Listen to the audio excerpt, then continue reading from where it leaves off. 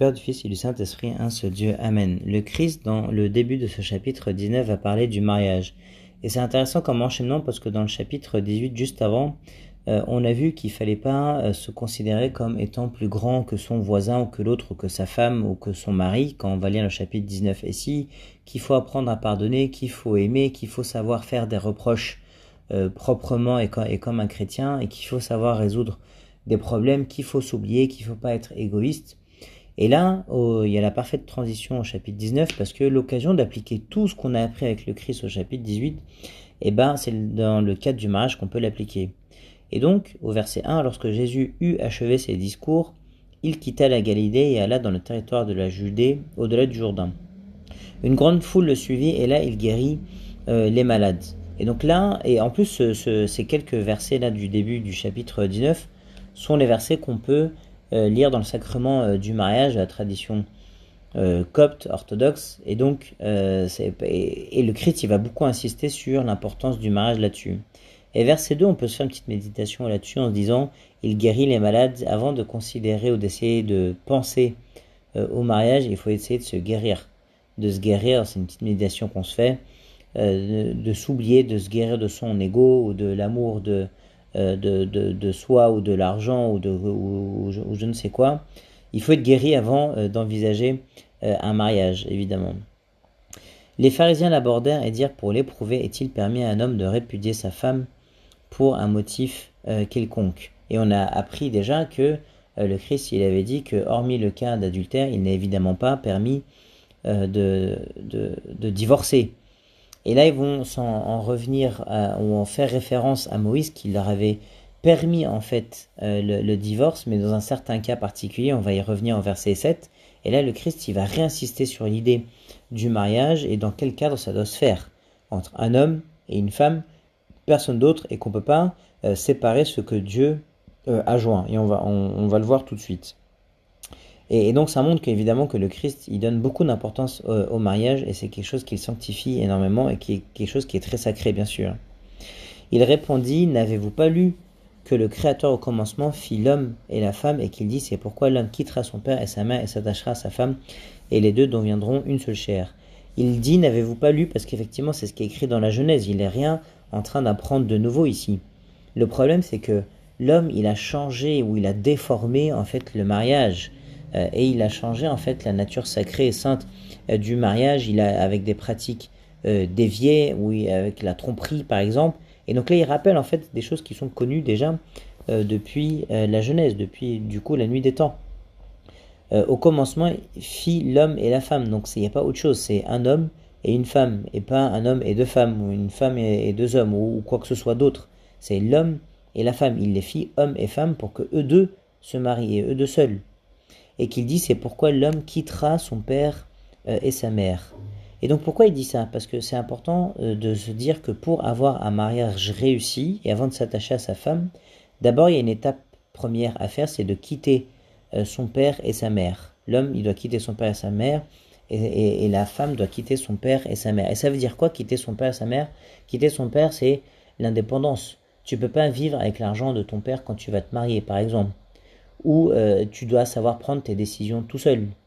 Tu vas quitter ta mère, c'est-à-dire tu vas quitter les sentiments de ta mère, aussi c'est que elle qui te donne tout l'amour et toute bonté, parce que c'est ta mère évidemment, il faut apprendre à se détacher de ça d'abord pour dire qu'il y a une autre priorité dans la vie qui va commencer à arriver, et elle va être plus importante. Et c'est la femme évidemment. Et donc ça c'est au-dessus, c'est prioritaire sur son père et sa mère, l'attachement à avoir à sa femme. Et ça n'enlève en rien l'honneur qui est dû à ses parents. Par contre, il y a des priorités. Ce qui se passe dans la maison entre l'homme et sa femme doit rester dans la maison et personne ne doit interférer là-dedans. Si c'est le père qui continue de financer la maison, et là ça fait entrer une troisième personne. Si c'est le père qui prend les décisions pour son fils, c'est pareil, c'est pas un mariage qui peut réussir. Si la mère est trop présente par ses sentiments ou par ses décision aussi qu'elle fait prendre à son fils ou pas, ou celle qui donne la direction de la maison, ça évidemment ça va pas et ça ne marche pas. Donc avant de s'attacher à sa femme, il faut quitter son père et sa mère, et encore une fois ça n'enlève en rien l'honneur qui est dû à ses parents. On peut continuer évidemment de le respecter infiniment, de les honorer, mais d'avoir une priorité plus élevée d'attachement, qui est l'attachement à sa femme. Et s'attacher à sa femme, c'est quelque chose de fort aussi.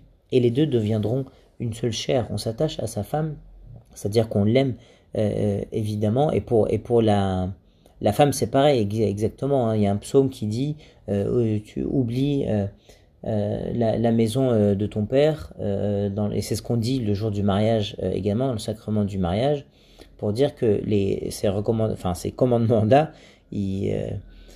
ou pour qu'un mariage soit réussi, ça marche pour les deux, ça s'applique aux deux, à l'homme et à la femme. Et donc l'homme s'attache à sa femme, il n'y a pas de secret entre l'un et l'autre, ils sont une seule chair, c'est-à-dire c'est un corps nouveau, pardon. C'est pas une femme qui s'efface et c'est le corps de l'homme qui prévaut ou l'inverse. Non, ils deviendront une seule chair, mais c'est une seule nouvelle chair si on veut. Il n'y en a pas un qui est au-dessus de l'autre, l'une qui s'est effacée. Mais non, c'est un seul façon de penser, c'est un seul sentiment unique, c'est un seul amour, c'est pas de secret, c'est pas de entre eux. Et c'est ça, et c'est très sacré, et c'est pourquoi le Christ il insiste beaucoup ici. Ainsi, ils ne sont plus deux, comme on vient de dire, mais ils sont une seule chair. Le Christ il réinsiste dessus alors qu'il vient de le dire. Que l'homme donc ne sépare pas ce que Dieu a joint. Donc attention, parce que si l'homme il essaie de séparer ça, il essaie de séparer quelque chose que Dieu a joint. Donc c'est très dangereux d'essayer de faire ça. Aussi on est une belle-mère ou un beau-père qui on essaye de séparer un couple, c'est extrêmement dangereux. On s'attaque à ce que Dieu a joint. Et c'est un sacrement, c'est Dieu qui a joint les deux personnes.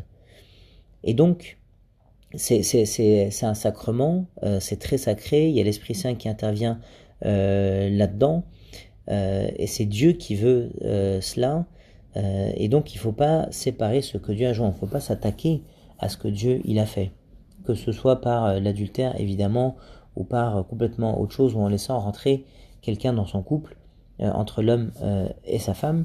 Il y a un attachement entre l'homme et la femme, ils sont une seule chair à tout point de vue, dans l'esprit, les sentiments, le corps, évidemment, tout cela est très sacré, et le Christ insiste pendant 6 versets là-dessus. Ensuite, ils veulent l'attaquer, les Juifs, et ils en viennent à la référence de Moïse, à la loi de Moïse. Mais ils oublient que le Christ, c'est le Dieu de Moïse, donc il va être d'accord, en fait. Et ce que Moïse a permis, c'est quelque chose qui a été permis par Dieu à l'époque, et c'était dans un autre contexte. Verset 7, pourquoi donc lui dire-t-il, Moïse a-t-il prescrit de donner à la femme une lettre de divorce et de la répudier? Il leur répondit, c'est à cause de la dureté de votre cœur que Moïse vous a permis de répudier vos femmes. Au commencement, il n'en était pas ainsi. Et en fait, les hommes, parce qu'ils en arrivaient à tuer leurs femmes ou à les maltraiter dans les cas de divorce pour préserver la vie de la femme et de l'homme, Dieu a permis que qu'un divorce soit possible.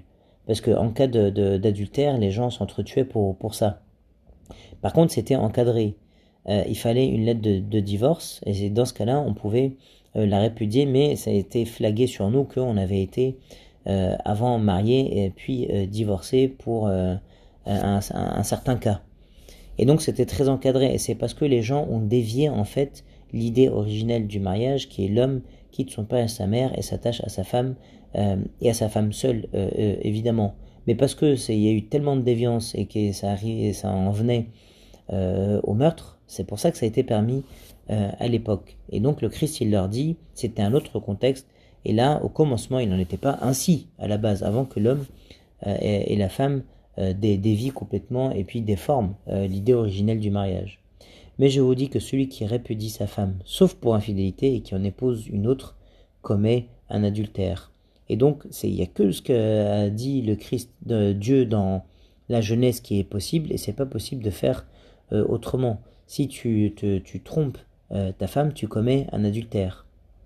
Ses disciples lui dirent, si telle est la condition de l'homme à l'égard de la femme, il n'est pas avantageux de se marier. Donc là, ils leur disent, mais bon, si ça consiste dans ça, se marier, c'est-à-dire s'oublier soi-même, aimer son partenaire, son mari ou sa femme, pardon, très fortement, et ne pas être autorisé à divorcer comme bon nous semble, parce que c'était la pratique à l'époque, eh bien il n'est pas avantageux de se marier.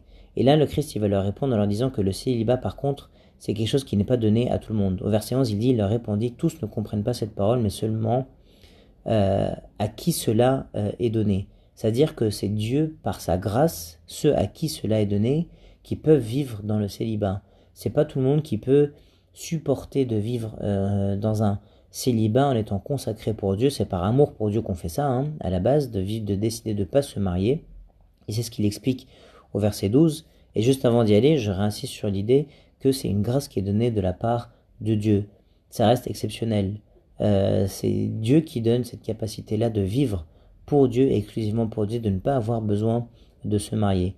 Car il y a des eunuques qui le sont dès le ventre de leur mère, premier cas, mais là je ne parle pas de ça, comme moi Christ quand je dis que c'est une grâce qui est donnée à celui qui veut vivre dans le célibat. Il y en a qui le sont devenus par les hommes, il y en a qui, malgré eux, mais ils aimeraient bien se marier, mais ils ne le peuvent pas. Moi, il n'est pas en train de parler de ces gens-là. Et il parle de cela, il y en a qui se sont rendus tels eux-mêmes, c'est-à-dire célibataires, à cause du royaume des cieux, parce qu'ils veulent se consacrer au service de Dieu. C'est ce qui les préoccupe le plus, comme Saint Jean-Baptiste ou Saint Paul, par exemple, qui n'ont pas le temps pour ça, ou qui ont eu cette grâce de la part de Dieu, parce que ils ont ce service du royaume des cieux d'abord en préoccupation première.